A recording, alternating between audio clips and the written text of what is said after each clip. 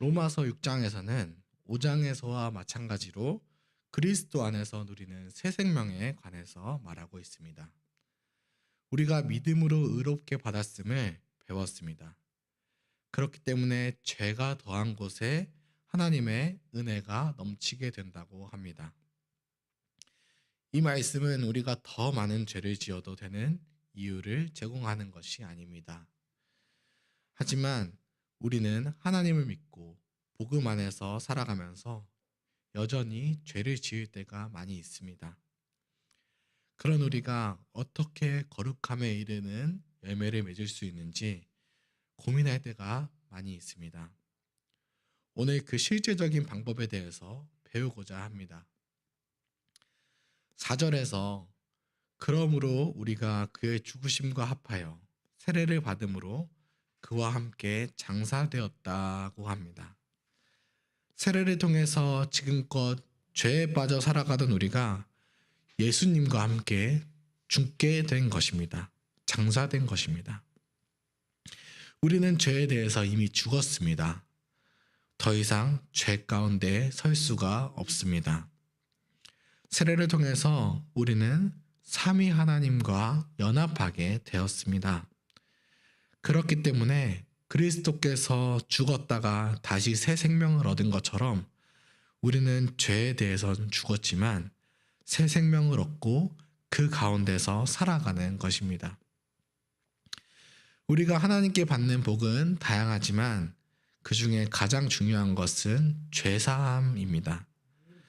죄사함을 통해서 하나님과의 관계가 회복되어야만 하나님이 약속하신 모든 복을 누릴 수 있기 때문입니다. 하나님이 죄를 용서해 줄 때는 일부분만 용서해 주는 것이 아닙니다. 죄의 전부를 다 용서해 주십니다. 그렇기 때문에 죄가 적은 사람은 적게 용서를 받고 죄가 많은 사람은 많이 용서를 받습니다.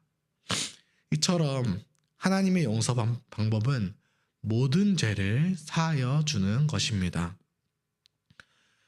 죄의 빛이 많을수록 탕감받는 은혜도 많습니다. 하나님의 용서는 우리가 악용할 수 있는 영역이 아닙니다. 우리의 모든 죄를 용서받았으니 더 이상 죄 가운데 머물러서는 안 되겠습니다. 우리는 죄에 대해서 이제는 죽었습니다. 죄와는 함께 할 수가 없는 그리스도와 연합된 순간 우리는 더 이상 죄와는 관계가 없습니다. 죄와 죽음이 우리를 지배하지 못합니다. 만약 우리가 죄에 대해 죽기 위해 노력해야 한다면 어떻겠습니까? 죄에 대해서 우리가 죽었다가 또 안 죽었다가 할 수 있을 것입니다.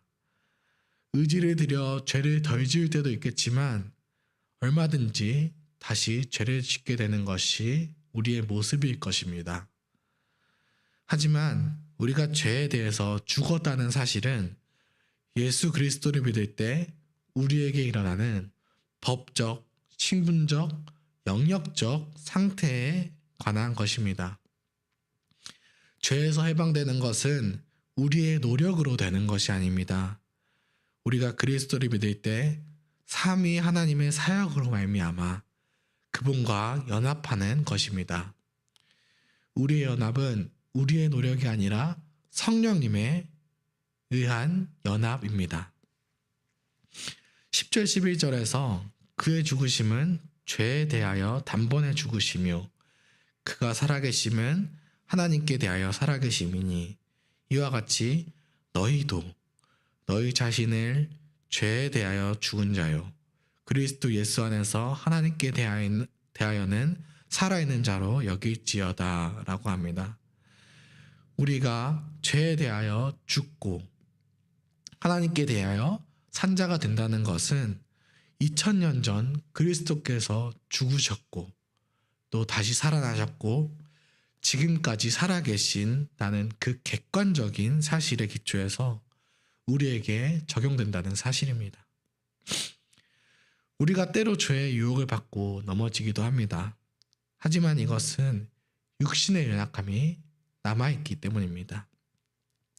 마치 이집트를 빠져나온 이스라엘 백성이 광야에서 다시 이집트로 돌아가려는 유혹을 많이 받는 것과 같습니다. 이스라엘 백성은 이집트 종으로 다시 돌아가서도 안 되고 돌아갈 수도 없습니다.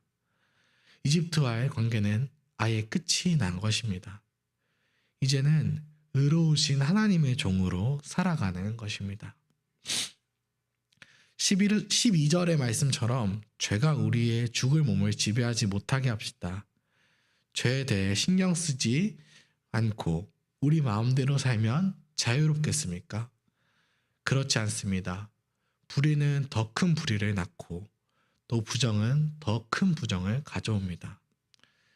돈을 쫓아 살아가는 사람은 계속해서 돈을 쫓아 살아가게 되고 권력을 쫓는 사람은 계속해서 권력의 노예가 되어 살아갑니다. 이 땅에서 우리가 자유롭게 살아갈 수 있는 방법은 없습니다. 인간은 아담의 범죄 이후로 모두 죽게 되었습니다.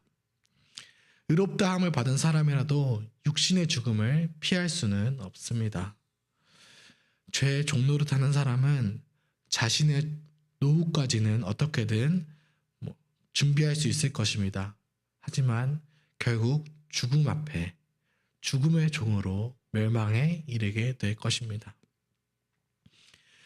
그리스도와 연합한 우리는 죄의 종노릇 하지 맙시다. 우리의 지체를 의의 무기로 하나님께 드립시다. 편안한 노후를 위해서 우리의 모든 인생을 낭비하지 말고 죽음 이후에 영원한 가치에 저희의 삶을 드립시다. 14절에 봅시다.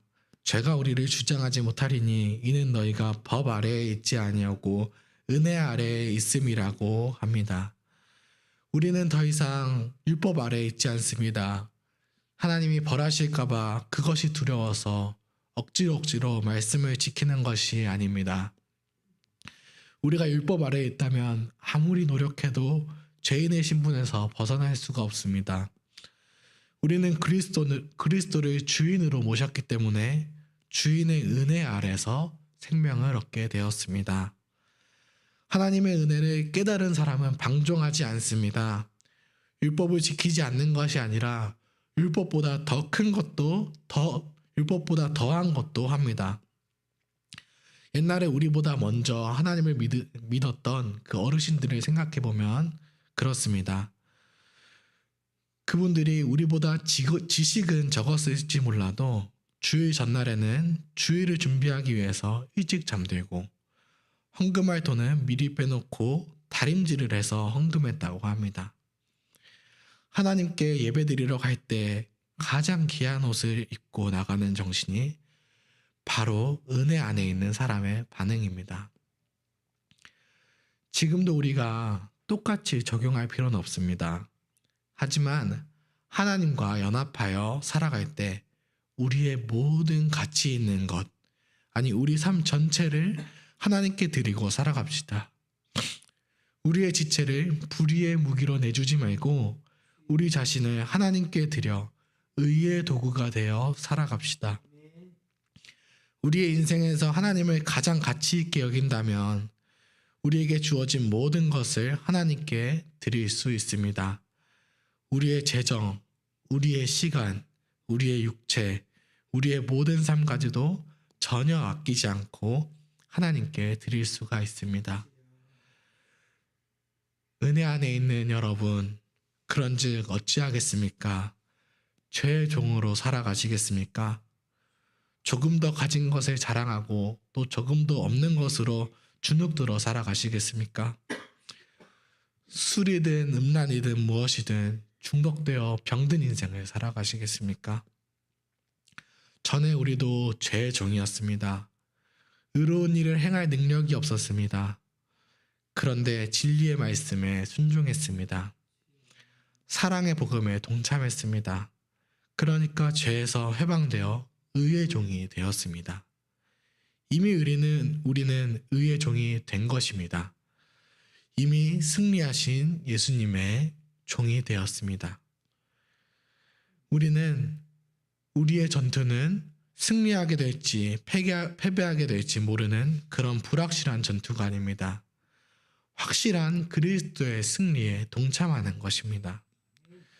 죄의 종으로 살아야만 하던 우리가 의의 종이 되었다는 것에 감사하며 살아갑시다. 죄의 삭은 사망입니다.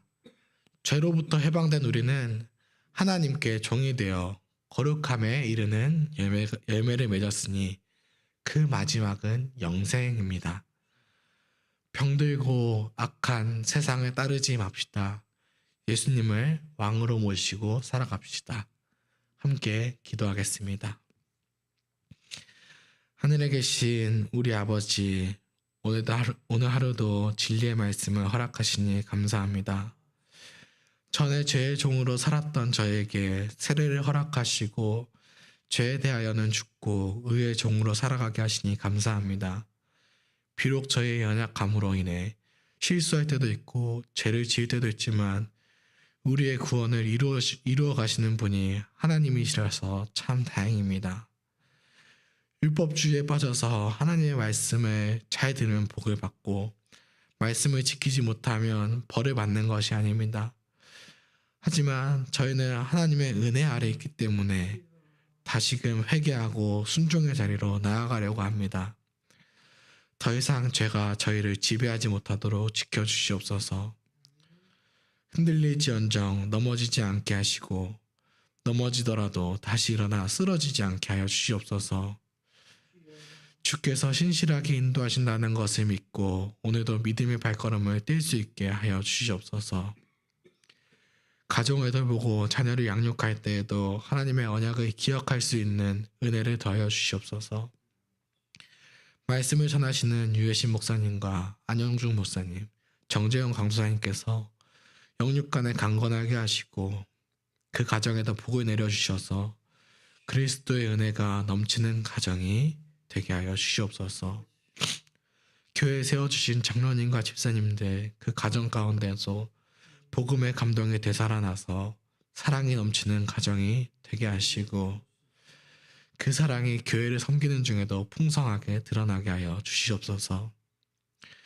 지금 이 시간에도 질병으로 고통받는 성도분들을 하나님께서 회복시켜 주시고 인간관계에서 어려움을 겪거나 재정의 어려움을 겪는 이들에게 하나님의 위로가 있기를 기도합니다.